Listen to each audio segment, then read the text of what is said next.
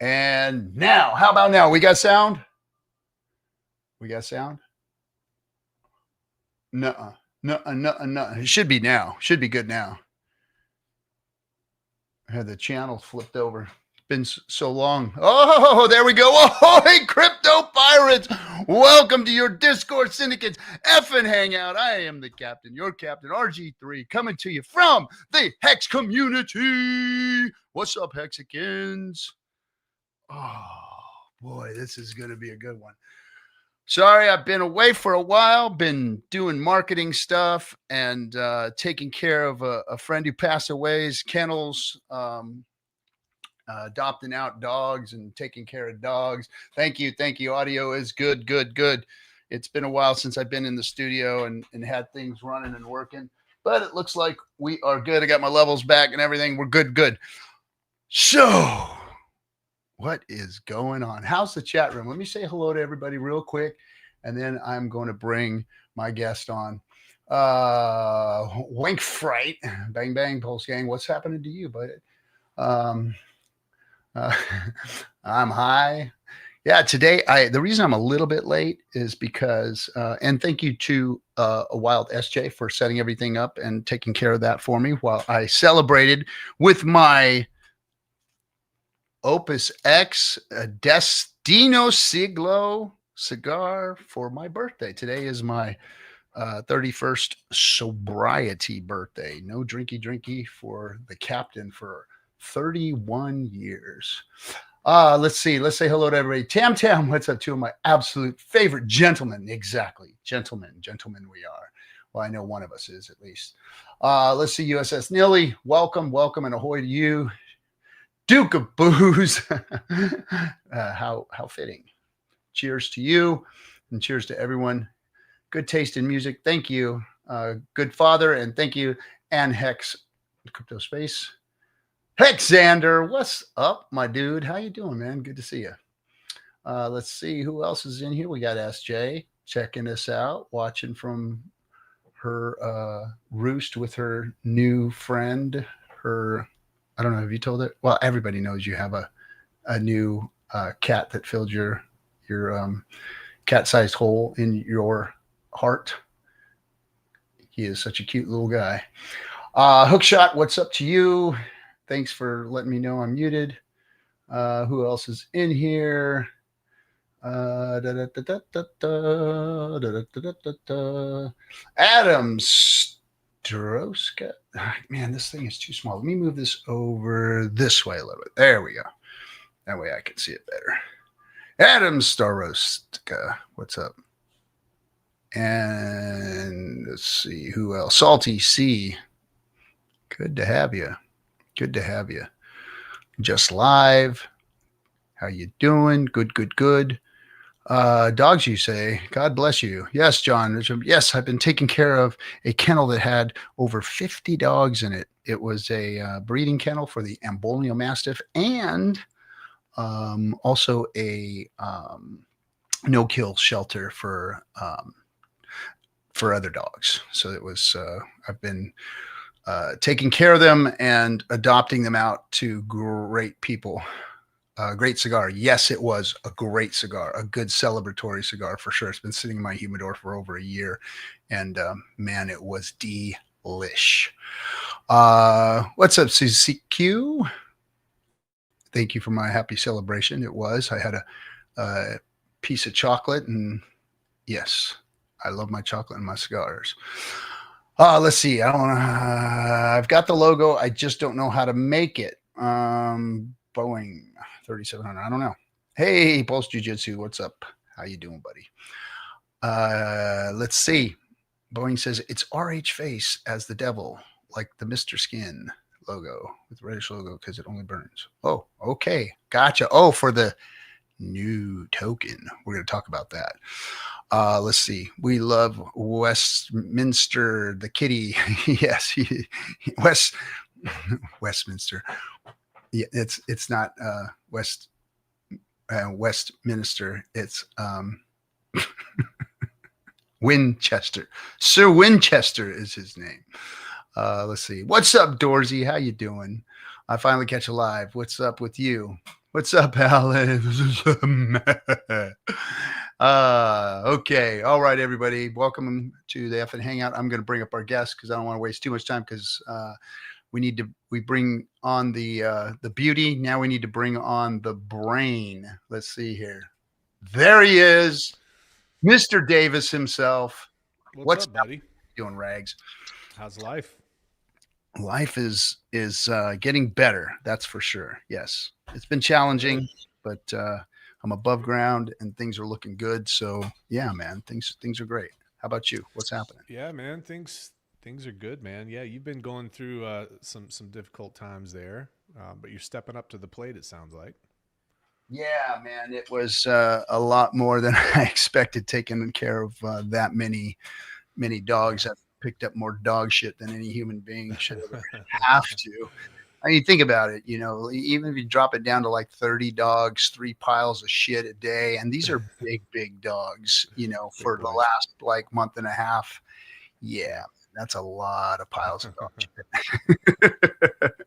But it's been rewarding. Helping my friend's family and helping him in that way and helping to keep his breed alive. So yeah, it's been cool to be able to help and have the time to do so. So yeah, Yeah, and now you're Periscope up, and then we've got this craziness happening here. Very interesting. exactly. So I just got some people to help me, take on a couple of days a week of the shelter. And so, of course, as soon as I jump right back into crypto, there's a big announcement yesterday that today is going to be a big announcement. And I saw it, and I got to be honest. At first, I was underwhelmed, especially when I saw the sacrifice in Yeah. there. I was like, oh, and then of course all the crying went on in Twitter. So I was like, well, before I let any of this affect me, I better go in and do my research and find out what's really going on here. Yeah. And so I've been feverishly gobbling up as much information as possible. And I've got to say, I'm pretty excited and pretty pleased with what's going on here. I'm really stoked, and there's more room for other things to happen to make this even better. But let's talk about what just happened, I guess. Yeah. One of the things that I tweeted out, and let me see if I've got it here. So I was trying to compress this all into something that was understandable for pretty much everybody out there, and that's always the difficult part with cryptocurrency is that if you're just getting in, man, people don't know what ZK proofs are, and Yeah, people don't know what the process of on ramping or off ramping or smart contracts or escrow if escrow is involved, that sort of stuff. So yeah, bridging. um, yeah, so my snap Not to react. Go ahead. interrupt you, but I'm Yeah, having a yeah, little issue with it too. Can you turn your volume up a little bit? yeah. Let's do that. You got me? There you go. That's a little better. I Is that think better? people in this chat was saying that. Yeah, Okay, cool. there you go. That's good. There we go. All right. So, so I was trying to understand exactly what this was going to be all about, and I tweeted this out. I said, here's my idea, one of many possibilities. So maybe a buyer sends USD via bank, Venmo, Cash App, PayPal, whatever. The buyer's browser extension um, watches that account and generates a zero knowledge proof. And that zero knowledge proof says a payment of X dollars was sent to this account at this time, but it doesn't reveal the bank info. That proof is submitted to the blockchain or the smart contract. The contract checks the proof's validity and releases maybe that crypto from escrow.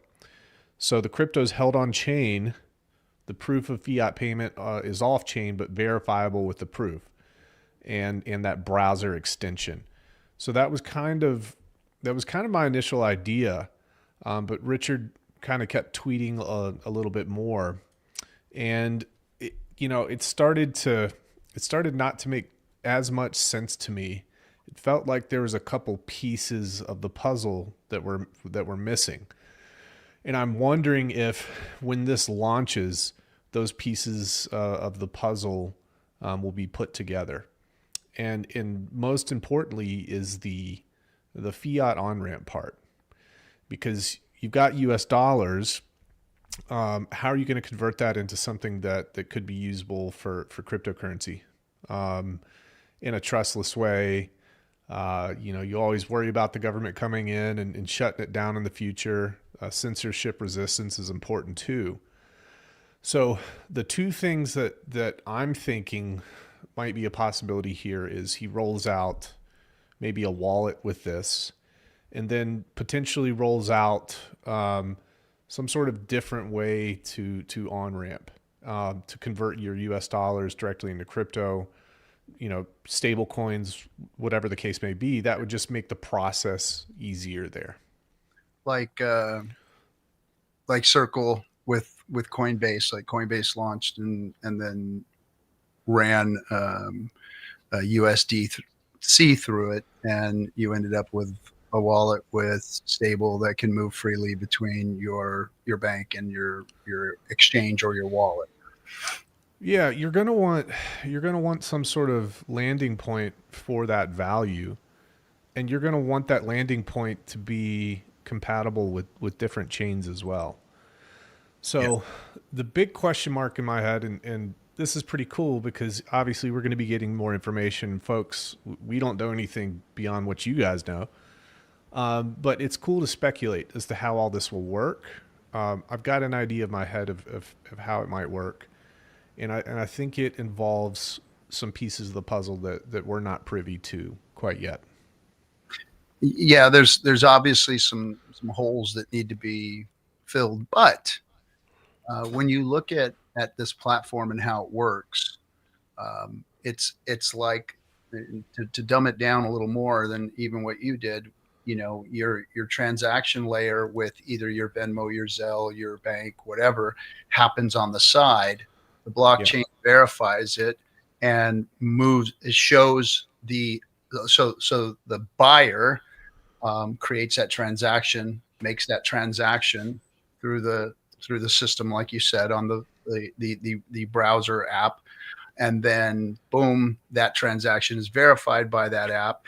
That seller is notified that transaction has been taken care of, and then the transaction goes from buyer to, or from buyer to seller, and the swap happens. The crypto moves over, the fiat moves over to the other side, and boom, boom, it's done. And that's apparently what it does, and keeps it private so that not everybody's looking at your underwear drawer as it's happening.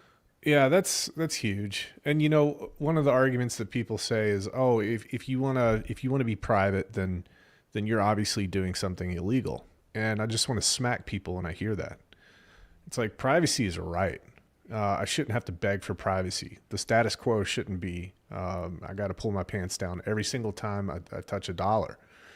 Now, there's ways to be compliant in that process also with this privacy-based technology with ZK, because there is a record of that transaction, but you don't have to release all the information, your bank account information, etc. So tax implications, things like that, you do have a way to prove that you sent value without having to give everything up, which I was thinking about too, man. I'm like, if this wasn't released by Richard Hart and it was funded by maybe some VC out there, this could quickly turn into a multi-billion-dollar company if it gets adoption and rolled out the right way.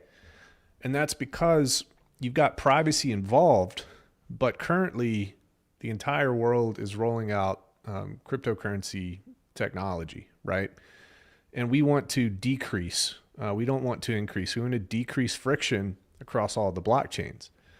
So the implications of this, it'll be rolled out on Pulse Chain and maybe other places too. We don't know. But it's going to give everybody in the world, not just Pulse Chain people, a way to tap into this network and move value all over the place in a trustless, private way. And I think that's very important. And there's so many businesses that could be built off of this as well. I don't think people really quite understand the implications. When something first gets released, everybody's just kind of scrambling to make sense of it. But there's tons of businesses that can be built off of this as well. There's, marketplaces, and I even put on my Twitter gig economy folks, like DoorDash sort of stuff. You verify that it was received. The two people verify it's on chain, things like that. I know that's a stretch here, but there's a lot of different things. Lending, P2P lending, and just there's just a cornucopia of different things that can be launched with this. So I'm excited to see these smart people come out and do that.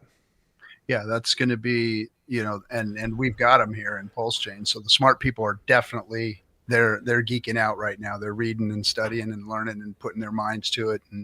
And I know that's what we're going to see in this community is people putting things together, building things on top of it and all that kind of stuff.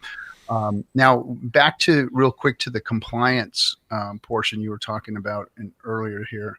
You said, compliance has been, basically we have a roadmap now, and anybody who can comply with the rules of the road and create a stable coin that does so, can be within compliance of, KYC, AML, and money, with money laundering stuff and whatnot. And now the transaction can be private, but it can be regulated also in a way that, puts everyone in compliance when you have a stable coin added to this that fits that bill, of the, what's the new rule? I've already forgotten, the Genius Act. Yeah. So, that puts it in compliance. It adds that layer of privacy that we've always wanted, and is the ultimate middleman cutter. It cuts the middleman out completely. CZ and Brian Armstrong when they see this, or if they've seen this, or they probably know it exists, they're going to be freaking out. They're going to be freaking out, but here's the thing: the benefit to the rest of the world is that, if RH puts this out, and it's going to require people in the space to compete with that technology and maybe create their own. So what you're going to see is kind of it's like a race to satisfy the customer, and ultimately a race to satisfy the customer benefits the customer. So competition is good in this way. Now it'll be interesting to see, how people respond to this. If they probably won't respond at all, or they'll probably FUD it. But you can only FUD something so long that works so well. And, we certainly expect it to work well. That's exciting, man. It's exciting because we're pushing things forward, and they're going to hate us until people capitulate. That's just the name of the game. Well, that's what they've always done. Hex is just now, the FUD has stopped from Hex itself. It's obvious, that it works. It's been working. It's going to continue to work. It's better than Bitcoin. It is the crypto of all cryptos. And he gamed that.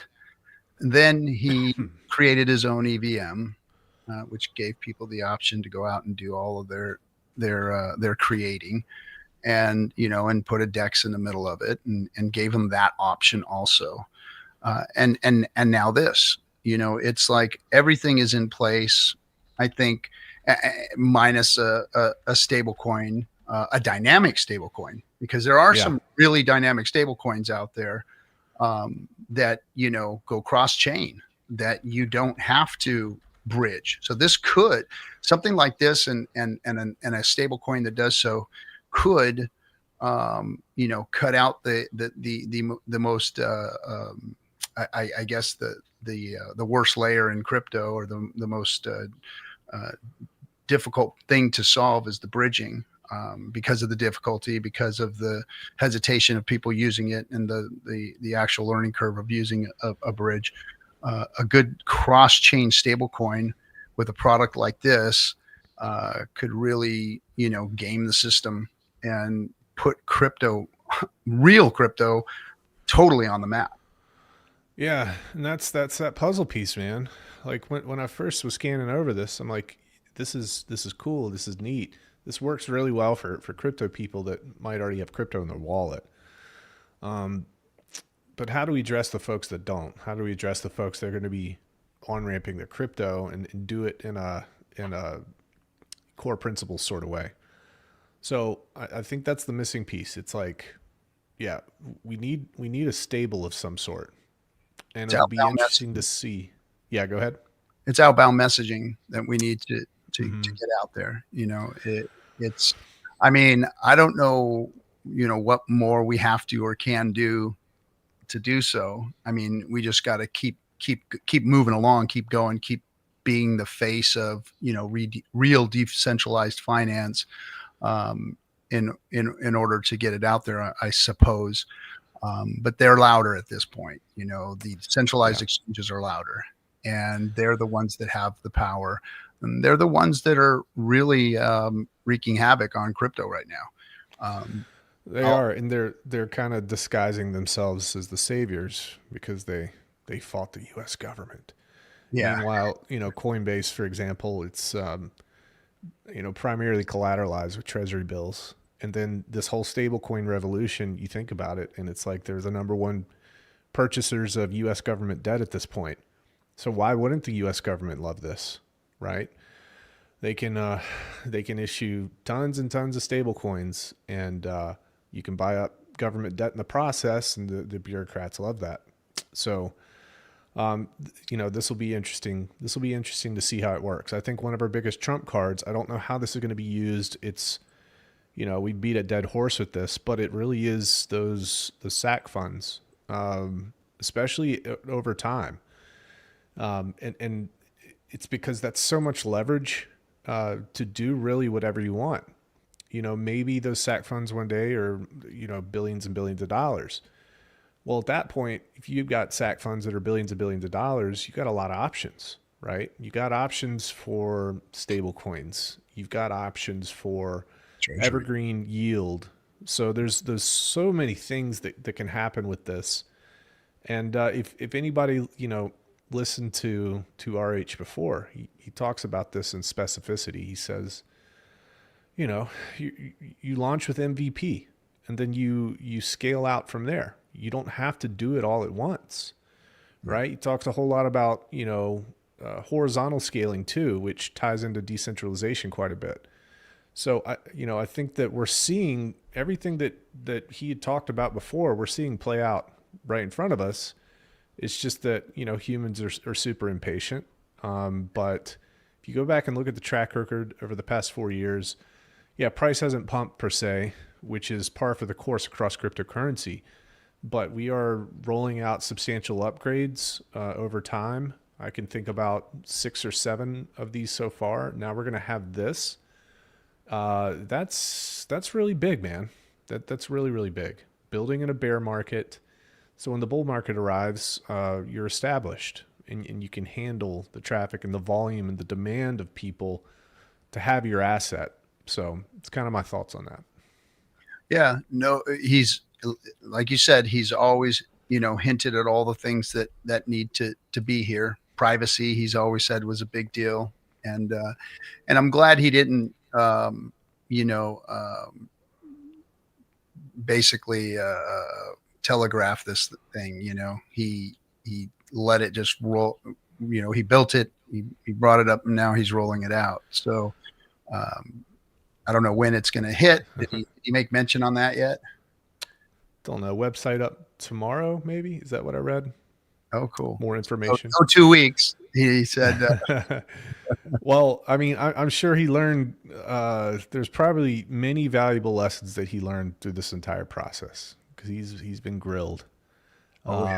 So, I like that. I like building something and not hyping it up, and just one day just dropping the mic, say, "Hey, here it is." Because see what the other does. See what? We've seen what the other does. Yeah. but there's a time and place for everything, and maybe the situation back then called for that sort of thing. Whereas now things might have slowed down a little bit, and we just need to focus on quality. We need to focus on infrastructure, and this is a huge infrastructure piece that I really believe in terms of the long game. I think that this is substantial, and I think it's going to cause a stir. I think that one of the ways that you're going to know it's going to cause a stir is all the negative feedback that's going to be pouring through. Yeah. One thing that I do know is that the blockchains. Everybody says, "Oh, everything's open source and everything's kumbaya." Guys, don't get it twisted. It's a competition, all right, and they will send professional fudders our way. So I think that's going to be the feedback initially. But here's the thing: you can't. He's not begging anybody for money, so you can't really stop the process. So guys, just if I could talk to the crowd here, based on what I've seen, I was like, you guys have got to extend out your time horizons right now and understand this is a long game being played. Yeah. And a lot of people are stretched to the gills because of this extended bear market. But again, you got to be patient with crypto. It is the long game. The people that play the short game win short prizes, and Yeah. that's always been the case. And I've seen many of people get wrecked, playing that short game and not, looking for the long game. And people are going to play this too. There was a mention of a sacrifice for this thing. I don't know if there's going to be any type of airdrop or anything. I didn't see anything like that mentioned.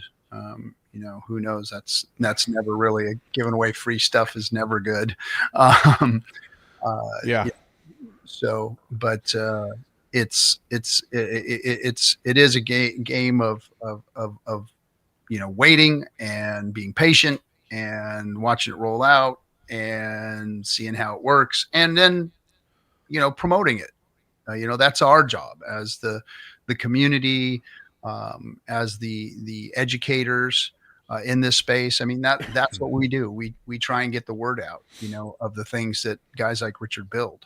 And this space is full of good people that know which direction real DeFi should go. And it's our stories and it's our lessons and it's our education that is going to be the promotion of what's going on here. Unfortunately, in the crypto space, loud and fast and number go up has been more important than the tech. I know that's always the big cliche. I'm in it for the tech. I'm in it for the tech. But in reality, what are we really all in it for? If you don't have all these things that we say crypto is, then you really don't have the real true marketing of it.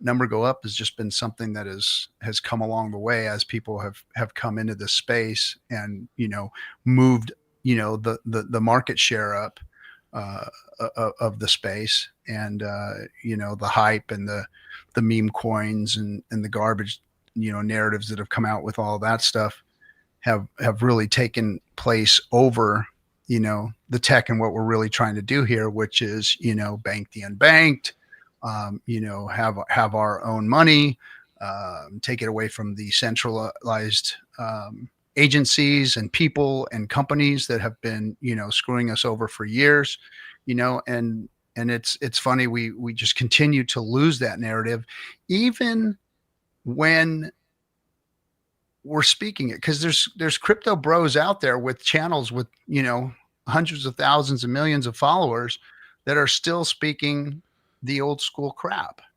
Yeah. still shilling the old shit that doesn't work, and hoping that number goes up still and trying to hold Yeah. on to followers that way. Yeah. Push comes to shove. You and I both know this. It's these people with huge audiences. Your follower count doesn't give an indication of your cryptocurrency IQ. No. If all you've ever done is played, I'll tell you a story. I talked to a very popular influencer on YouTube. This guy has 500,000 followers on YouTube. And I said, "Hey man, give me like an idea of how these VCs or these foundations, Polkadot, for example, how do they approach you? What's this whole process look like for you to get paid and go and shill something?" And he says, "Man, it's crazy." He says, "I get contacted via email or Telegram. I verify they are who they are. They say, we want 3 videos, we want 10 shorts, and we want an AMA. And we're going to pay you $35,000. And here's all the talking points. Here's what we're all about." And he says, start to finish, the whole transaction takes like 3 or 4 days, right? The guy doesn't understand what he's doing. He doesn't understand what he's shilling. And it's just completely transactional, and he's being used. And ultimately he's, many instances he's leading his flock astray. Now, he might not be leading them astray right now, but if all those people get involved in centralized exchanges, and guess what happens? You get a different type of government in the next 10 or 20 years. Maybe they come and shut down all those exchanges, and they freeze your cryptocurrency and all that. Like, people don't think long-term like that. And they like the ease of use of centralized exchanges. They don't know any better. Now, with any sort of freedom or any sort of liberty, whether it be financial or anything else, it comes with sacrifices. So what's the sacrifice with this? We got to learn how to custody your own stuff, right? Yep. And people say, oh, that's too difficult. Oh, I got to download a wallet. I got to do this. There's no customer service line, blah, blah, blah, blah. I think as time goes on, as technology continues to develop, I think that we're going to see that gap of inconvenience really start to shrink. And I think that we're going to start to see that for Pulse Chain with this piece of technology, given that it executes the way it's being advertised, which I think it will. So I'm excited about that. So I think that the comfort of centralized exchanges is going to wane. I think it's going to go more towards decentralized finance, people holding their own stuff, because society doesn't stay static. It doesn't stay the same. And there's going to be need for you to custody your own stuff in the future. And there's going to be a need for marketing to let people know that exists out there. So, I saw somebody in the chat say, another 4 year, lads, 4 years. Okay. Another 4 years. If you go to your financial advisor on day one, do you walk in there and do they teach you how to day trade? No. They're like, here's your 35-year plan, guys. Literally. So it's like treat it like that. I remember, I was a young lad, just starting out in my job and starting to do well, became a foreman and all that. And got married, and my father-in-law sat me down, he was a big executive for a Fortune 5 company. And he said, it's time to, show you how to do some investing and whatnot. And right about then was when, what was it called? The trading exchange, one of the first ones. It was, doggone it, I can't remember the name of it now. But anyway, they were advertise. It was, now you can day trade online. It was like boom, boom, boom. It was, it's on the tip of my tongue. Talking like regular stocks.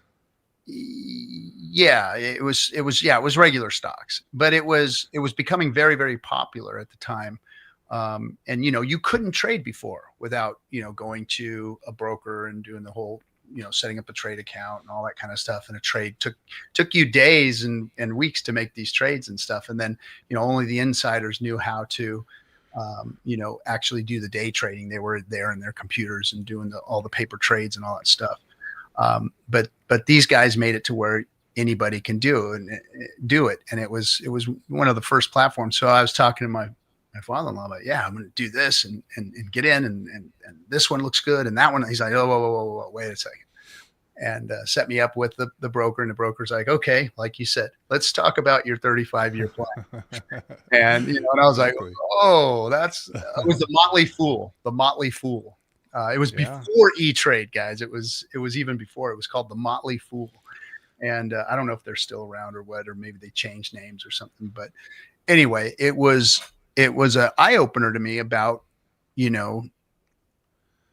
the waiting game and time frames and what investing really meant, And then when crypto came along, and of course, the first thing that got me even interested in it was the number go up when I saw that little bit of Bitcoins that I had in my wallet, go exponential in like 6 months. I was like, whoa, wait a second, there's something here. And then from that day on, I was looking at it like that money manager taught me. I was like, okay, well, where's the Berkshire Hathaway investment here? Where's the Warren Buffett style of investing going to be here? Yeah. And as I looked into it, as I got into the pump and dump rooms and watched all of the network marketing crap, hit in 2015, 16, 17, all the way to the big run up, first big run up that I was in actually. I noticed that there wasn't a culture of that. There wasn't a culture of, the Warren Buffett style of how to invest. And until I seen Hex come along. And then when Hex came along, I was like, there it is. Here's where the rubber hits the road with this crypto. And this might be the savior of it. This might be the thing that really makes it mainstream. Because, from when I got into crypto till Hex came, I was like, this is extremely difficult for people of my age to really understand, and older, the people that had the real money, the boomers and the Xers that really have a hold of the wealth that's out there. And I was like, well, how are they going to get in? Because that's what I want to see. When we're talking about adoption, we're talking about money coming in. It's those people, it's those investors, it's those long-term investors that I want to see in this. And it was just too complicated.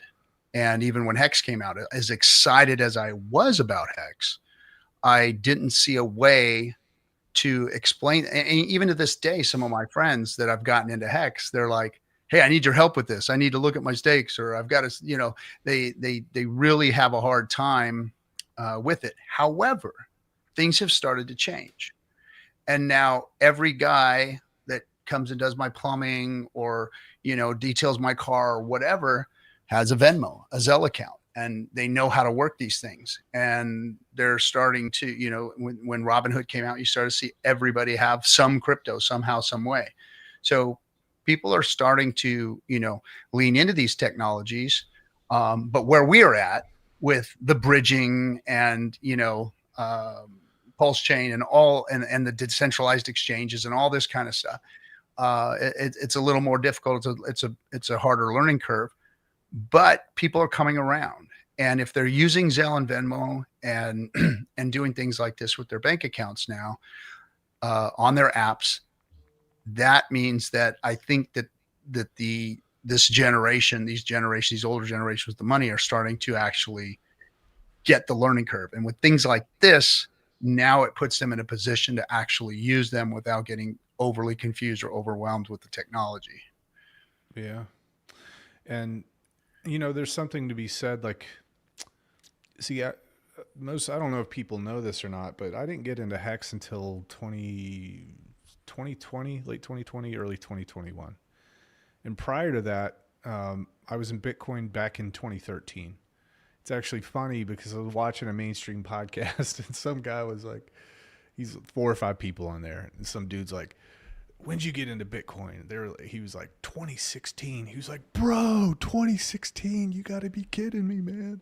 That made me feel kind of old in this space. But, the thing is, like, I always liken this to, people were heading out west, right? And they're trying to settle their plot of land. And they're just going through unimaginable things, horrible things. Mm. And they're fighting and fighting and fighting. And they finally get to their destination, right? It's some prairie way out there. and they say we're gonna set up shop here, and there's 20 people, and they start slowly. They start building houses. They might build one or two houses. There might be 20 people in there until they can build another one. And then, maybe 10 years goes by. Some of the people, they were pregnant on the way out there. So they had their first kids out there, right? And those kids start to grow up. And then you Those are start some to hard see people, man. Think about it. hard. Dude, it's unimaginable. Women out there in the middle of the prairie and in a vehicle that had wooden wheels with steel wrapped around it, going over the plains with no roads. Pregnant, and the weather and food and water, and then the Native Americans at the time. You're up in their territory, so they're gonna scalp you. So it's like, it's unimaginable what those folks went through to go find what they wanted to do, but they were intent, and they were determined to build their own future. And it didn't start out beautiful, guys. These houses, a lot of these them didn't buildings, no, they didn't. They died. It's like 75% attrition rate or higher. Yeah, and even those that made it took generations to actually make it. Like, they went out there and plowed that hard dirt and farmed and raised whatever cattle, pigs, sheep, whatever they had to, and it took generations before actual real monetary stability came to their families. So, and like, what's happening right now, it's like we're a nascent chain, right? And just like out there on the prairie, time goes on, people say, okay, well, there's a need for somebody to track back east 800 miles or 1,000 miles to go get supplies and bring it back. Well, now you have supply lines, right? And then you start getting building materials. And then somebody says, oh, we got a lot of horses here and their hooves are jacked up. So we need to create a service for the community to be able to fix that for those people. And then a guy's like, man, there's some raggedy looking people here. I need to create a barbershop and a shave place.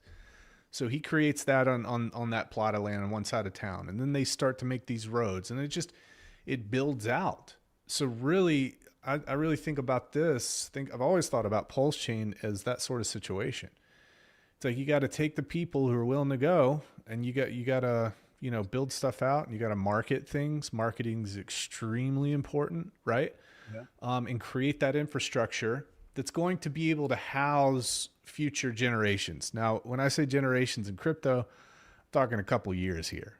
We get newcomers come in and they stay, and then newcomers after that. But I think that cryptocurrency is not going away.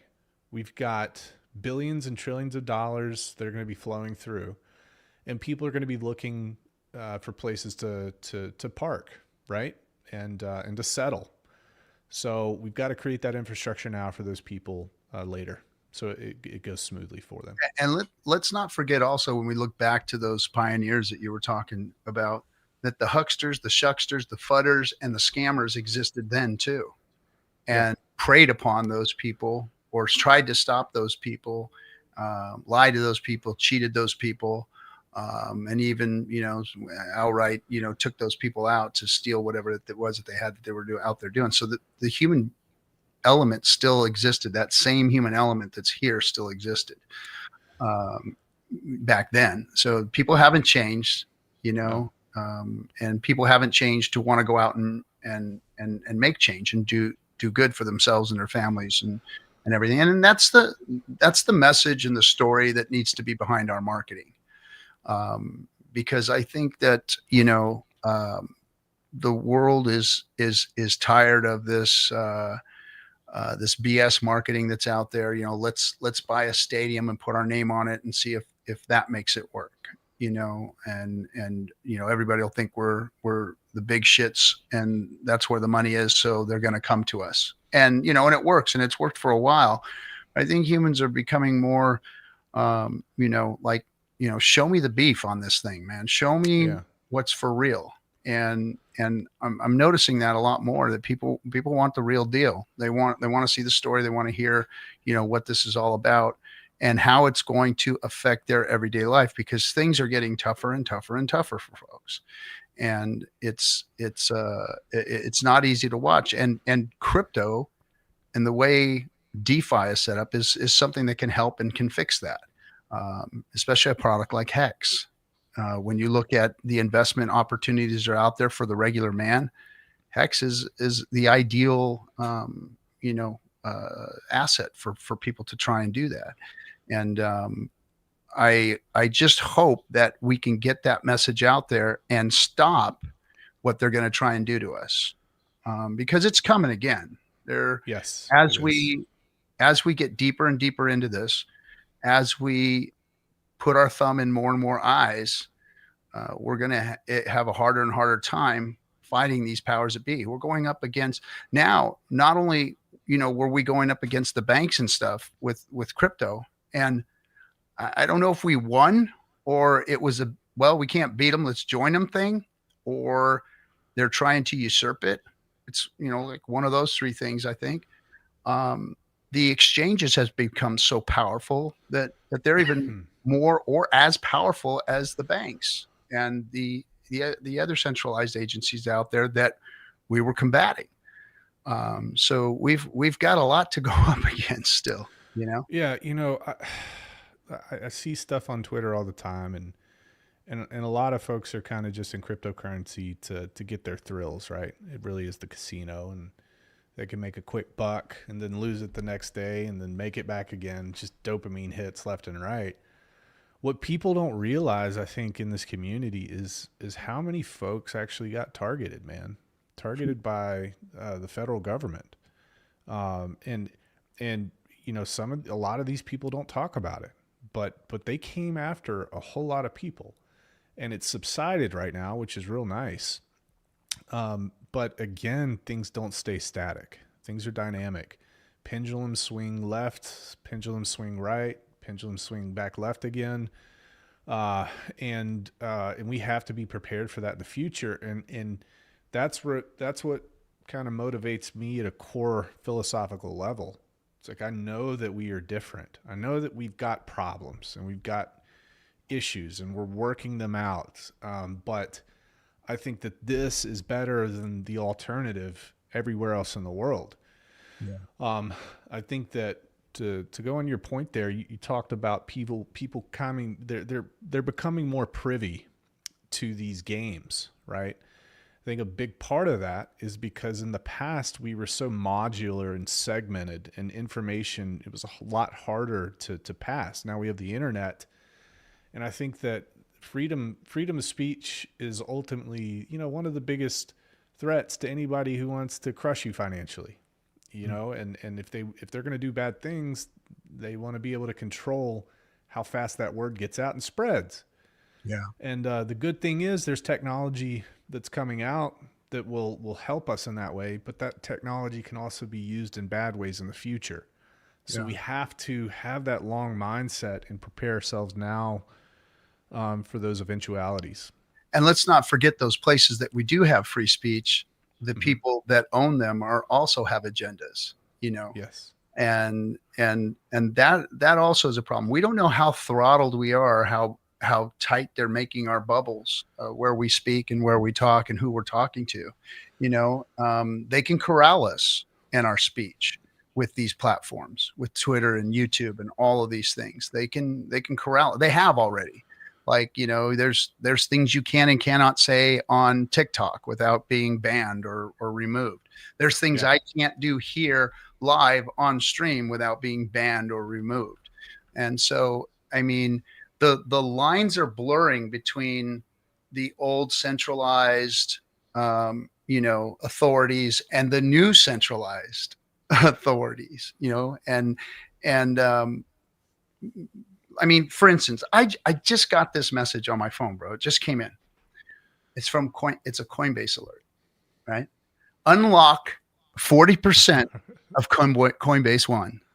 Now, $29.99 for the first year. There's never been a better time to apply for a Coinbase One card and start earning Bitcoin back. Membership, is $59.99 a year. So Coinbase has now put out a credit card and they're going to do the same thing that the credit card companies did, and they're going to charge you interest and charge you a fee annually to use it. And they know how to put people on the dole, right? Yeah. Uh, we'll we'll let you lend your crypto out and pay your bills and buy your rims and your tennis shoes, and we're going to take the profits off of it. They're just doing the same thing that the old players did, you know, and it's the lines are being blurred. So Yeah, man. I really wish Dave Ramsey was a crypto guy, because his whole mantra of having a credit score of 0, that means you're not enslaved by anybody. I really like that idea. so And you that's can't kind go. of, I wish he comes over to the dark side here, man. Have you ever read a book called Die Broke? I've not read that book. No. It's a good book. It talks about you know, making and using your wealth while you're here on this planet and not Yeah. accumulating it. Like I always use the analogy of, you know, I've got my great grandfather's gold, my grandfather's gold, my father's gold, and my gold all in a safe. Yeah. And I'm thinking, wait a minute. I'm looking at my great grandfather's, you know, gold going, this is awesome that I have this, you know, and then I'm thinking about it. It has done none of us any good. I None know. of us any good, you know, Yeah. over the years. It's sat in safes over and over, and it'll sit in my children's, you know, safes and you know, deposit boxes. Um, after Yeah. that, So what are you going to do? What are you going to do with that? How are you going to make things better? Right? Is it going to be better by just sitting in your safe all day, or decade after decade? yeah. So there's, you know, I always say this, there's nothing new under the sun, you know, humans do what humans do. And just like, you know, back when the pioneers were being scammed and huckstered and shuckstered and whatnot. Just like when we seen Bernie Madoff, you know, pull his Ponzi scheme, and then Sam Bankman-Fried tried to do the same thing with FTX. I mean, those things are just constantly going to go on. So I think that there's a lesson to be learned here in this space now that is important, which is look at history, look at what those people, and Richard says this all the time. These guys are going to rip you off. Look at who they are, look at what they do, and believe them, you know, believe them. And when I look at, you know, what Richard has done, he's been the only guy in this space that hasn't ripped anybody off. And people can complain and cry about the sacrifice funds and all that all they want. He still hasn't ripped anybody off or given anybody a bad product for what he put out there, you know. So I mean, I'm really interested in the narrative moving on from here and where we go telling the story from here, and how people come to it, and how, as I see this world changing and people looking for something real, we get that message of real out there, you know, because they're going to come at us and say, you know, oh, these DeFi guys, they're the terrorists, the drug dealers, you know, the money launderers, the terrorist sponsors. You know, they're going to say all of that because, of course, DeFi is like having cash. You know, of course, you have the responsibility of like having cash, digital cash, but there's got to be a case for it, just like there's a case for cash, and they're going to come at us that way. They're going to try and demonize us, which they already have. I mean, that's the narrative out there about DeFi from the centralized exchanges, even though they've tried, you know, with things like Base and whatnot to decentralize themselves a little bit. But Sell pressure. Base is sell pressure, pretty much. sell pressure, yeah. Validators out there dumping ETH price, you know, for base transaction layers. So it's, yeah, man. Um, you know what? This is going to be a shameless shill here. One of the things that really frustrated me about just being around this community and others was that there was nobody to really reach out to be able to come up with ideas and bring them to market. You talk to 8 people who have developed any sort of, maybe it's not a token, maybe it's whatever it is, maybe it's a DApp of some sorts that does a cool thing, or maybe it's a front end. You know, if they contact these developers, 8 out of 10 people are getting rugged. They're going to have a horrible story to tell. So, you know, that's why the whole ethos of you settle a place and you start to create services for people to be able to use in a safe way. That's why I started buildthetech.com.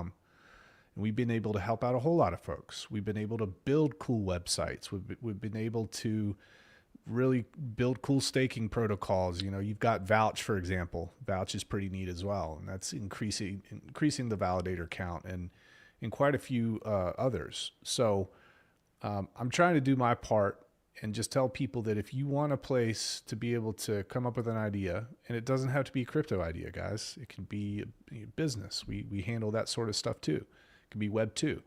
But we want to serve the community in a safe way. That's important to us. So I hope more people do that. Just to fill your bucket a little bit on your shill. You know, obvious. I mean, that wasn't, you know, I had you come on here because of the, you know, what happened today, and I haven't streamed in a while. I wanted to stream, and you said, yeah, cool, man. And it definitely didn't have you on here to show your thing, but just to fill your bucket. You know, I've been in this space for a long time. I've been in some shady, dark alleys of this place for a long time. And I've even built crypto products, or been part of the building of crypto products, where the developers have flaked, scammed, built bad shit, rug pulled.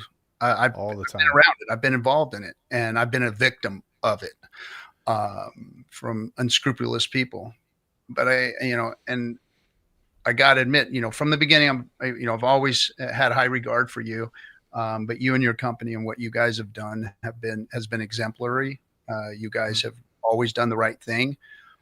Even when people that you were involved with went sideways, you did the right thing there. So my hat's off to you for being that kind of guy. You know, you're a stand-up man. Your word is your bond, and you're salt of the earth. And you know, I'm proud that your projects are being built on Pulse Chain, because you know, you're the type of people that we need around here. You know, with integrity, that want to do the right thing. And then if you do something that doesn't work or isn't right, you know, you admit to it. And I've you know, that right there is what really makes the puts the rubber to the road, is that you've always, you know, admitted when you were wrong or made a mistake or whatever. And you know, and that's something that you don't see a lot of in this space. So my hats off to you guys and your company for what you've been doing. Dude, that's huge, man. I really appreciate that. It's difficult for me to respond to that, but I appreciate it greatly, and that's what we're here for. We're here to help folks out and do it in a safe way, because there's so many landmines out there. Yeah, you keep doing it. You keep doing it. There's going to be some better stuff coming out. You know, and I always say this, you know, there's going to be better streamers. There's going to be better product developers. There's going to be better marketers out there that put us on the map. And we just got to keep exposing them. We just got to keep telling the stories. We just got to keep going out there and finding each other, and, you know, talking amongst each other, and, you know, being cautious and self-accountable to all of these things out there that are, you know, like I just seen it recently. Like, we've got new people coming into the space, and all of a sudden, bam, they're on a new project, talking about a new project, you know, and we've had, you know, the hot, you know, woman doing the whole thing, doing that kind of stuff. And it's like, be careful, people. And, you know, when somebody tells you who they are, if they're a paid shill and they say they're a paid shill, well, hey, then, you know, take that with a grain of salt, because at least they're being honest about who they are. I like that about some of them that come in here. But some of them are here just to, you know, whoop your ass and try and take your money, or try and get you into their thing that may or may not be any good. So it's this space's responsibility and everybody's individual accountability to make sure that they're doing the right thing, backing the right people, getting into the right projects, and not going out and wrecking themselves and then going out there and crying about it, you know?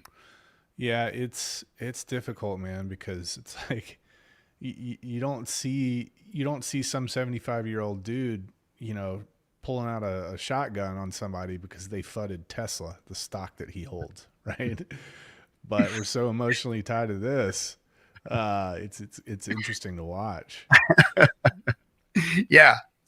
I mean, you see it all the time out there, and the internet has changed the way we as humans communicate.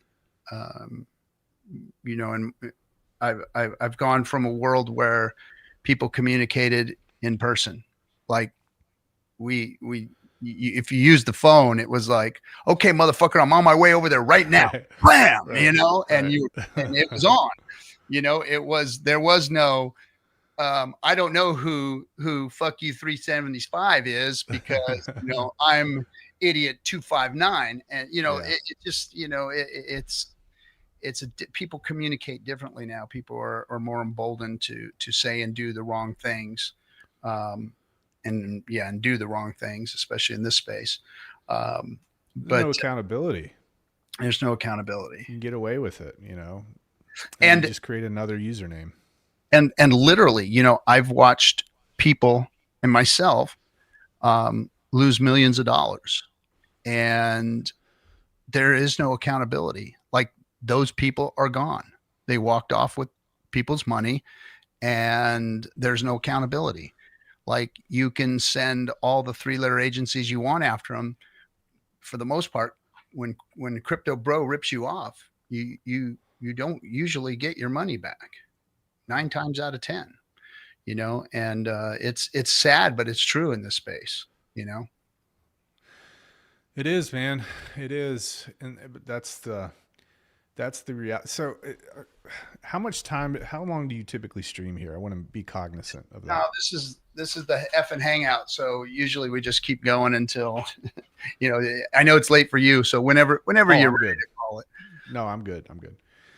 One of the decisions that I made in the past year and a half or so, um, I decided that I wanted to be a really good ambassador of the community or communities that I was representing.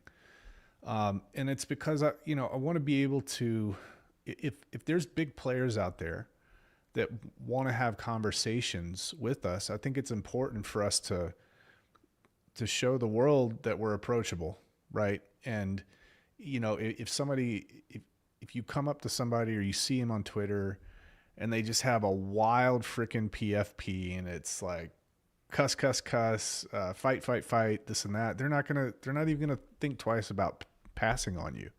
Yeah. So one of the things that I would like for people to consider is you know let's grow up with Pulse Chain here, right?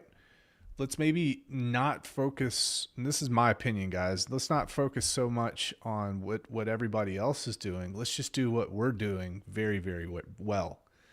And be kind with people. If they're crazy, just ghost them, okay? Yeah. You don't have to blast folks. But the more that we do that, I think the better off that we are overall, because there's so many eyes on us all the time. It's so important. Yeah, I try to avoid Johnny as much as possible. I do not send anybody his way. I only DM him. I don't let anybody know publicly that I'm talking to him. I literally just got off the phone with Johnny right before the stream started. Well, We Johnny's very transparent. Johnny runs a business. He always says you can find out exactly what I do, who I am, and he's very transparent in that way.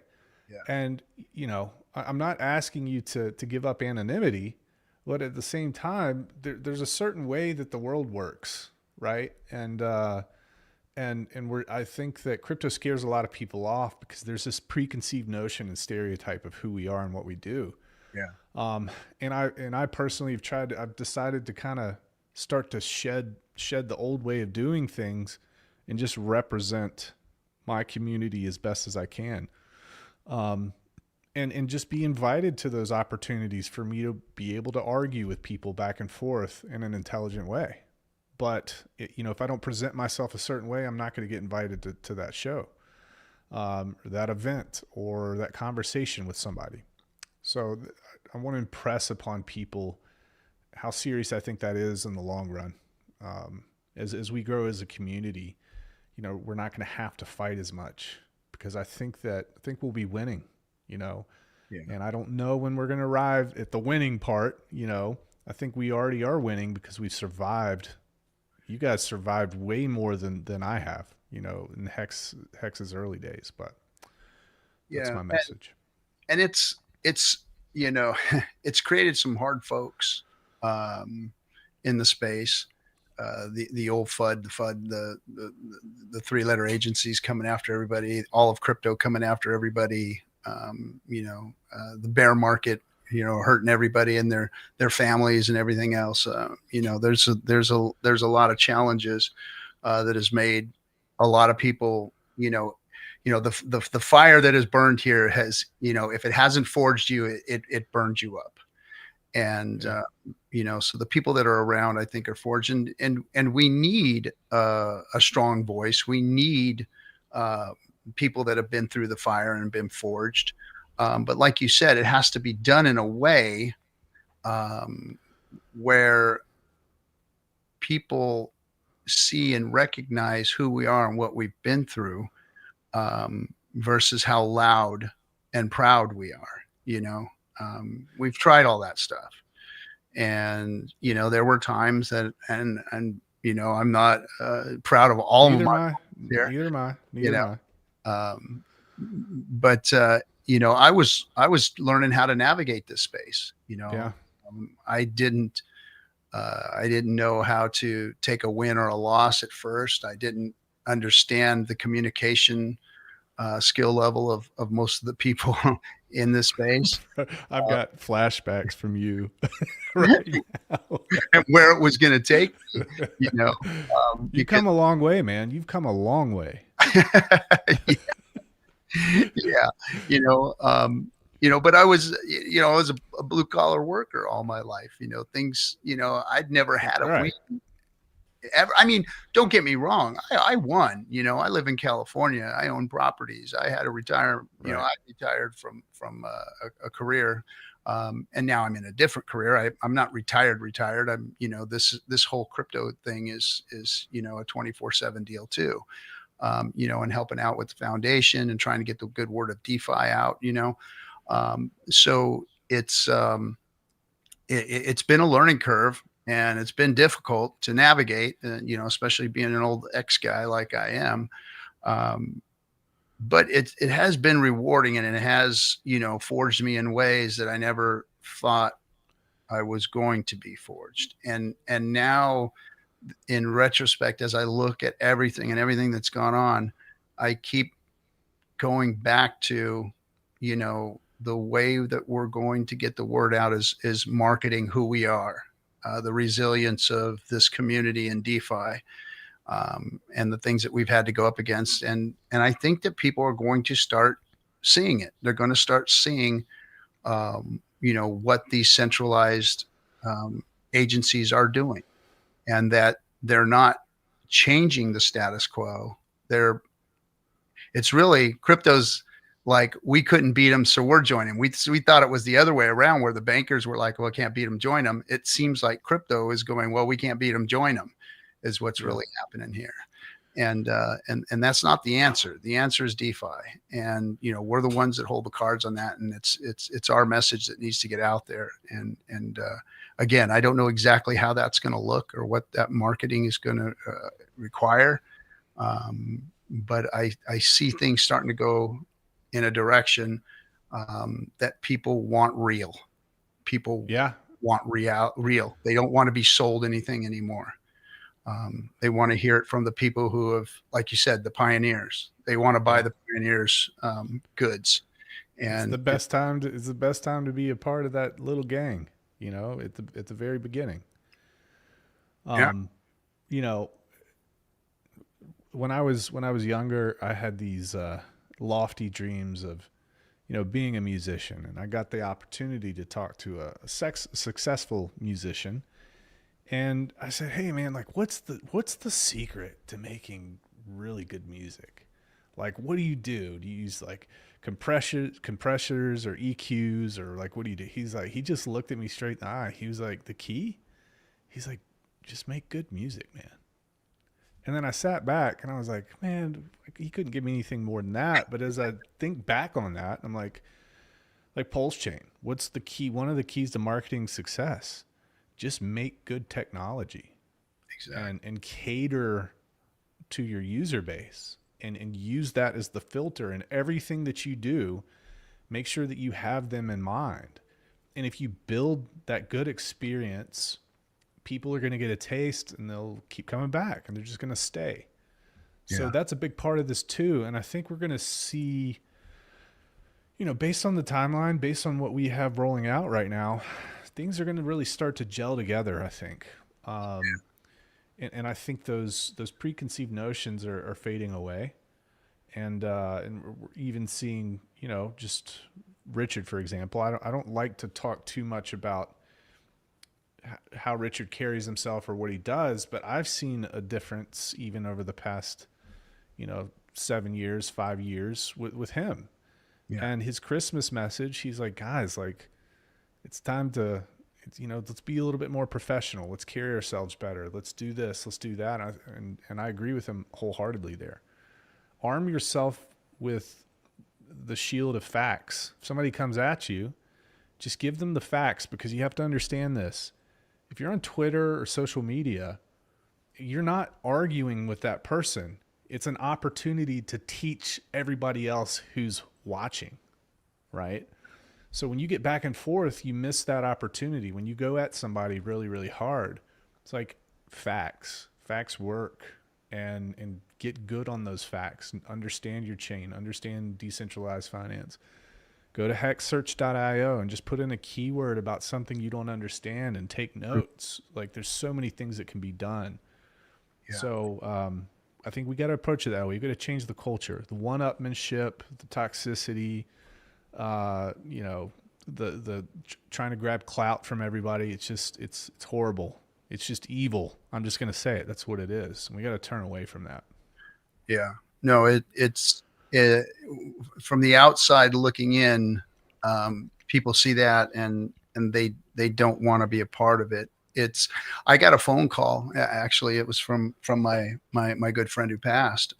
This was just a couple of weeks before. He said, "Hey man, I was just in this Telegram space, and it was a bunch of Pulse Chain people and whatnot, and there was people throwing racial slurs and doing this and saying that." And he said, "That I can't be sending people around that kind of stuff. And what the heck Exactly. is going on, man?" And I said, "That's the crypto bro space. Unfortunately, we have a lot of that. We have a lot of, people that are doing things, that are just juvenile. And, and even, even the meme coin making and all of that stuff, the names of things have been very juvenile. My camera's not focusing, but anyway. So No, you're just old, man. That's all that I'm not, is. Not the camera. I'm not telling people to put on a suit and tie for real. I mean, I'm the guy No, you don't have to. But and carry yourself. Carry yourself differently. but it's how you speak. It's what you say. It's how you act. Like I said, with that integrity and trying to do the right thing, and that's going to go a long way in this space, with promoting us. And I think we have, one of the largest, loudest, hardest working communities, in the crypto space, if not the, largest, loudest, hardest working, group of people in the crypto space and communities. Um, there's no reason why we shouldn't dominate, why people, wouldn't want to come here and be part of this, and take a look at what it is. But again, like you said, it's the products that are going to speak for it. You build good stuff like Richard has, and you're going to bring the people. I think that right now, the way the economy is, the way people are dealing with the economy and what's going on, is elongated this bear market. I think there's some good things on the horizon. You and I both talked about that earlier, about the quantitative easing going away and QE disappearing and more interest rate cuts and things becoming easier for people to go out and do commerce again. Mm-hmm. I think those things are going to usher in a new bull market. It's been strange. This bull market has been strange. I mean, we're in it, but we're not in it. So Yeah, and there's the I see people fighting pulse chain price and hex price. I understand where they're coming from. I especially understand if they've not been around a while or they don't have access to the information about what's happening globally right now. And there's a lot of confusion. There's a lot of confusion globally, and we're seeing massive volatility. We're seeing volatility to the upside. We saw massive volatility to the downside, and ultimately the markets don't really like that. But if you zoom out even further, even the economic system that's been put in place for the past 100 years ultimately was going to screw everybody anyway.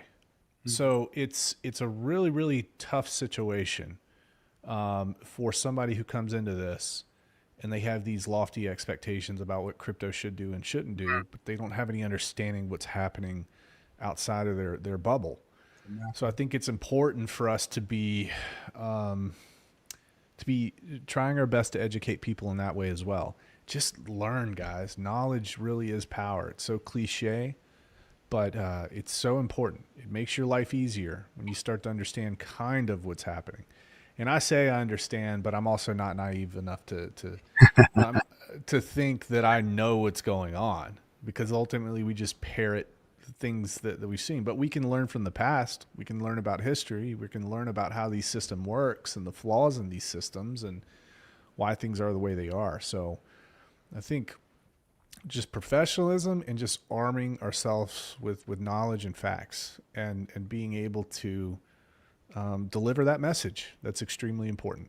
Yeah, history does tell a story. There's nothing new under the sun. Like, this stuff has been worked over and over and over and over and over again. All these things, we just have different ways of doing them. Like that's my message when I do sit down with a boomer or an Xer, somebody who's been around in a world where this type of technology didn't exist, where cell phones didn't exist, where they made their money and saved their money before these things existed. I tell them that, this is nothing new that you don't know. You know and understand all of this. It's all the same stuff that's been played over and over again. Now there's just a way to use technology to put all the positive externalities of finance into one place and put them at your fingertips and allow you to use them independently of all the agencies that you used to have to. I mean, think about how far we've come. When you look at our ecosystem and what's about to happen with this new launch, and then you go all the way back to, like, say, where my grandfather was, who was born, in the Great Depression, who's 97 years old, just took him to the Rams game. Nice. And that was a lot of fun being able to take him there. We hadn't been to a football game in 46 years. Did you get him a brewski or a hot dog or something? Got him a hot dog and a brewski, and nice. He kicked it, and he got to sit in the box. My brother's company put us in the box. It was an awesome treat to be able to take him there and do that. But you look at a guy like that, and who had to save and put money away in a certain way. And, he was a beneficiary of a pension plan. When people don't know what those things were, it was a way to save your money and work for a company for 40. He worked for the same company for 45 years and, and left there with a pension. And, right before all the pensions started getting ripped out from everybody's, out from the rug pull, the great pension rug pulls. And then the 401ks came. But it's all of these things, the positives of all of those things, programmed into something that we control, coded in a way that it has the same code of the positive externality of the stock markets and pensions and all of these things, real world finance, inflation tools. All of it is in, the hex and pulse chain ecosystem. Richard Hart has built all those things with positive externalities in it that allows you to do the things that people haven't been able to do for hundreds of years. Where they've had to eke out little bits and pieces of it and carve their financial situation out of it. Now all these things exist for you to just literally reach out and grab them. I mean, if you're looking at long term, there would be nothing better than getting into something like Hex and this ecosystem and using it for your long-term plays and working and saving and putting things, putting money away and, building validators and having hex stakes and doing all the things that can actually earn you value over the years and have a retirement, which today is very difficult to do. I mean, look at the people that are retiring from 401ks, where if they didn't have to cash them out early, which most of them did, like in 2008 when the big crash came and everything, just to survive, they had to deal with the market downturns and whatnot as they were trying to get out, and that hasn't bid well for a lot of folks. So these things are here and in place, and there is nothing new under the sun. But the positive externalities, like guys like you are actually looking at, you look at the market, you look at the things that have, like you said, history, and you go, okay, well, how can I make this exist here in code so that people trust it? Yep. And there is no Bernie Madoff that can come in here and mess with this thing. There is no pension, three shell Monty game that can be played here. How do I do that? And guys like you are doing that, programming it in, and that needs to be put out there to get people to understand what crypto really is, because that's what it really is. It's not, hey, buy this coin and the dog face on it and you're going to get rich, and that's what a lot of people see versus what you and guys like Richard are really doing. Yeah, one of the things that I like about the service that we provide is we're the first check and balance in the process, because you can get any Joe Schmo that comes up and says, hey, I want to build this thing. I got all this money. Let's build this thing. But if we're taking a look at it and we're like, hey, sorry, dude, we're not going to launch this because the way that you have it right now is going to wreck a lot of people. It's going to give you the power to wreck a lot of people. So we don't put that sort of technology out there. And if they don't like it, then they got to walk. If they want to work with us and figure out a way to make it safe for folks to interact with, then we're certainly going to be able to do that. So I think that we need more of that. And it's kind of difficult, though, for a regular person to do that. And that's because you just don't have the knowledge to be able to even understand or look at the code or the contract. You can run it through ChatGPT, but that only goes so far. And we do audits too for that reason. Yeah. I've brought a couple of people to you where they've had, grand ideas, but you've sat down with them and said, hey, well, this is what it looks like. This is what it could look like. And, and it doesn't always work out, and, no. That's, I try to talk people out of it more than I try to talk people into it, actually, because people don't understand how much it takes financially, emotionally, all that sort of stuff to really bring something to market and make it successful. 99% of people aren't. So you got to have that tough conversation at the front end, set their expectations, be like, this is the toughest thing you will ever do if you want to do it right. You ain't lying. Yeah, you ain't lying. Pins and needles. And then, and then if it doesn't work, if there's any hiccups, your ass is on the line, there's, your reputation, everything, so doing your due diligence as you do is, and that's a CYA and making sure that you do good business. So that's, another feather in your cap for doing it that way, versus, yeah, sure, let's do it. Let's go. I know. It's, give me 20 grand and we'll get started. Right. And it's all part of that reputation thing. It's like, if I don't set their expectations in the front end and they think that I have some magic wand to make everything work and everybody's going to love this, it's like, they're going to come back and they're going to feel a certain type of way. But if you set their expectations and you're honest, and it's just basic business sort of stuff, be straightforward with people. If they walk, they walk. But you'll be around a long time if you operate that way, I think. That's the key. Integrity, Yeah. man. Integrity. It's the long game in business. Doing the right thing, giving people a good deal, being honest. It's a good Yeah. way to do business. You don't have to rip everybody off, folks. No. Toyota, there's a book called The Toyota Way, and it kind of outlines their philosophy of business. And one of the chapters in there, they talk about, you know, we're never going to be number one, but we're always going to be number three or number two. And that's because a lot of times the number one folks, if there's a lot of competition, number one folks can kind of do things shady a little bit. And Toyota's okay with being number three. Every great fortune is a great crime. Right. Yeah. Yeah. I mean, Spoken yeah, absolutely. yeah, that. I mean, that doesn't stand for everything, but it is a saying. Yeah. Right on, man. Well, anything else that we should go over? Is there any questions out in the chat room that you've seen that have come through? I haven't seen any questions. Asking any questions. Any questions, folks? Somebody did ask me one question. This project that Richard's launching, will it affect PulseX? And no, I don't think so. I think it runs right alongside PulseX. PulseX, think of as your online way to move crypto to crypto and purchase, your trades and whatnot through the decentralized exchange. And then this platform is going to help you, validate transactions and be what do you call it? Lots of words. Your execution layer,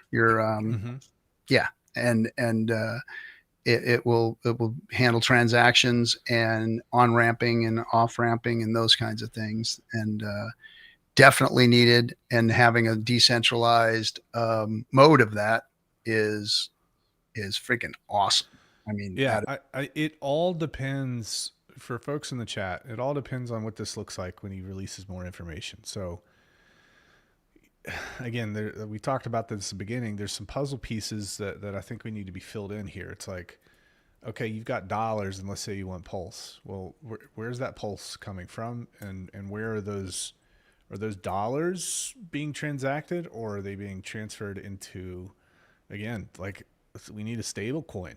I think that's huge for this. Yeah, definitely. So that's going to be the big question as to what all that looks like. But to answer your question about PulseX, it depends on how it's built. Does this take directly from the PulseX liquidity pools? I don't know. Are we, if there is some sort of stable coin at some point, there's got to be a pool.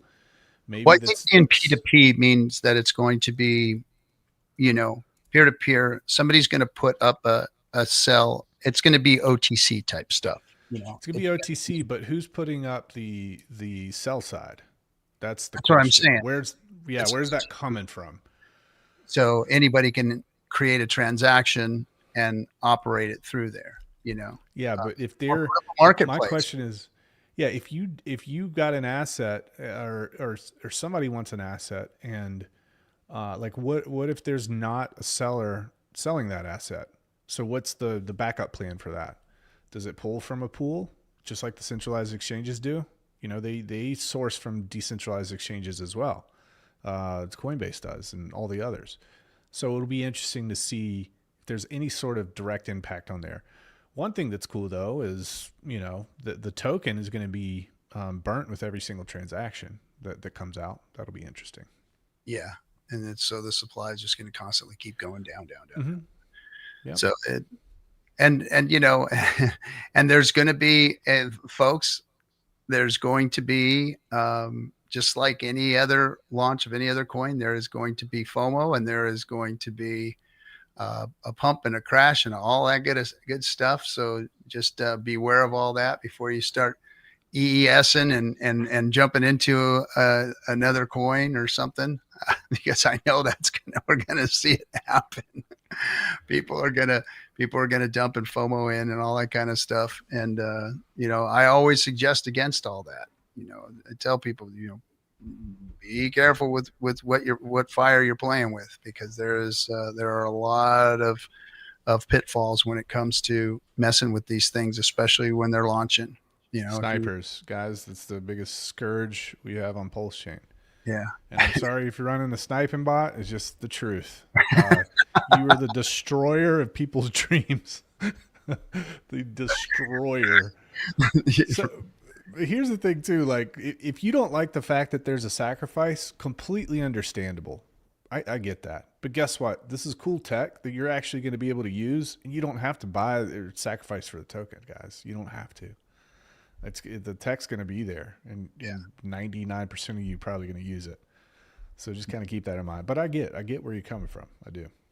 Yeah, it's going to be one of those things that we're not going to be able to stop it. It's going to happen. People are going to get wrecked. People are going to get, people are going to make some money. So just remember, there's sharks out there, guys, trying to get a bite. Yeah, absolutely. A lot of that. There goes Johnny. It's okay. Surrender that big payday bonus. See those old stakes EESing, right? EES. and again, it'll sell pressure comes. It'll probably it'll make Hex more rare. If people do EES, do stuff like that, or see a lot of it get burnt and sent to the OA address and lose their bonuses, their big payday bonuses, and people are going to do it. It's going to happen. So can I, RG3, with your permission, can I show one more piece of tech on Pulse Chain that I came out with? Yeah, sure. No token or anything. So it's switch.win, folks. And switch.win is a ground up build aggregator. It's got the fastest transaction speeds on Pulse Chain. That includes PulseX and the others. So if you don't have to wait, 30 seconds in some other places, not PulseX, but others, check out switch.win. If you do hold any sort of tax token, we built in a feature that allows you to put in that tax token contract, and our system automatically detects and tells you at the bottom that it's a tax token with the amount of tax, buy and sell. And then it will auto adjust your slippage to make sure the transaction goes through. So you don't have to adjust that anymore. Very nice. And if you go to trade for something else, it will go back to 0.5%. Nice. One of the things that I was trying to solve with marketing is switch.win is also on a Ethereum and Base. So, and we've got a lot of volume from both of those places. So when people go to connect their wallet, they see Base and Ethereum, but then they also see Pulse Chain as well, which is pretty neat. And when they click Pulse Chain, you have a drop down of all the RH tickers that's right there, nice, neat and clean, preloaded, and you can go from there. We're also going to be working with Internet Money Wallet pretty soon to kind of integrate into Switch as well. And we also have some cool limit orders coming. We're going to do it a lot different than most people might be used to. No, you're probably used to matcha.xyz, Captain. Yeah. Remember that? Yep, I remember matcha. Yeah. So I would encourage people, guys, there's no fees right now. I'm going to keep them off for a while. I encourage feedback. If you guys like the product, drop me a line. If you don't, or if you find a problem, just hit me up. I do need your help with that, guys. Very cool. Very cool. Yeah. It is fully audited as well. Nice.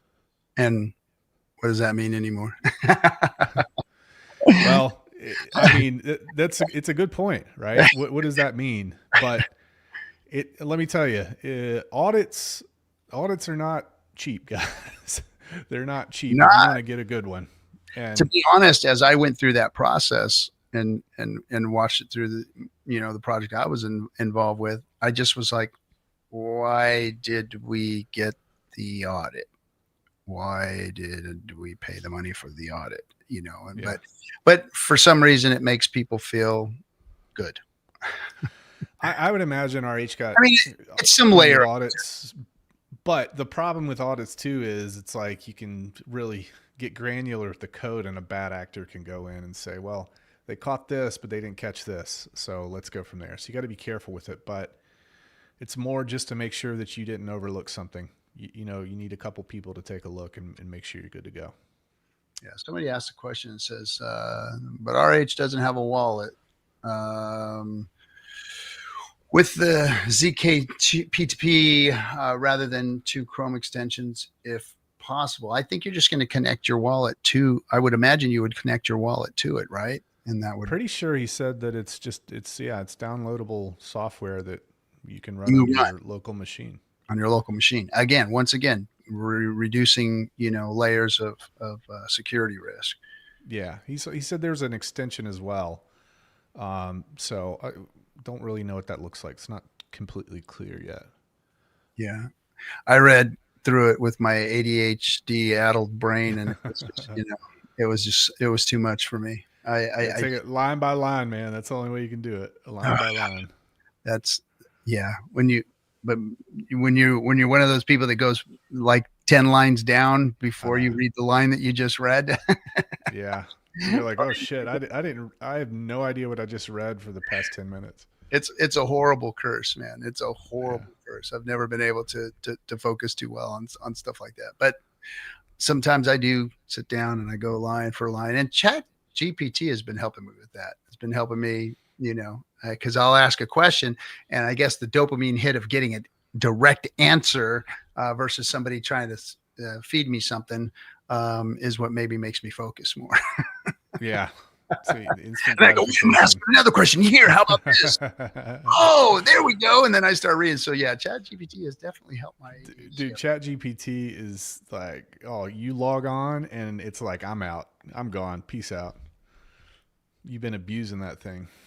Yeah, I have. All right, my man. Well, any final words before we cut it off for the evening? Guys, just keep working. Take care of yourself. Take care of your families. Be smart about this stuff, guys. Don't stretch yourself out too thin, and just be here for the ride. Just be present, and contribute how you feel is the best way to do that. Just don't let this stuff eat you up. It's a long game. That's the biggest thing I want to impress upon people. Yeah, it's the long game, guys. Let's get the story about DeFi out there, and this new product as it rolls out. I can't wait to hear all of you Galaxy brains dissecting it and putting out the information and dumbing it down, because Richard can throw some alpha out there, and I've always had a hard time interpreting everything that he's said. But on the other hand, what Brandon said earlier, going to hexsearch.io, for those of you jonesing about Richard streaming, and there are so many old streams in there where he explains all this stuff. It's all there. He there's not anything really new he's going to say. It's all there, and you can go in and type in anything you want into that hexsearch.io and listen to him talk about any subject in this ecosystem that you want. It's all there, and then it might help some of you out. Yeah, and you can use ChatGPT, guys, too. Like, I'll tell you this. I've gone through hexsearch.io extensively, and I've always kind of back-checked and fact-checked what he said, and it always checks out. So you need to go through that process, too. It's like, have a notepad open. If you're on a stream like this, listening to me and RG, and you hear like the word ZK proof, like 99% of you don't understand what that is. So go look it up. All right. That's part of the knowledge process and learning. So keep a running tab and just look things up and understand what's being talked about here. Nice. All right, my bros. Thanks, Brand, for coming. Appreciate you, man. Thanks, man. The best of us, and look forward to chatting with you more about all this as it rolls out. All right, everybody. Have a good one. We'll catch you on the next one. Maybe next Thursday I'll be on Burn It All, and we'll light up a cigar and talk to everybody. Catch you guys later.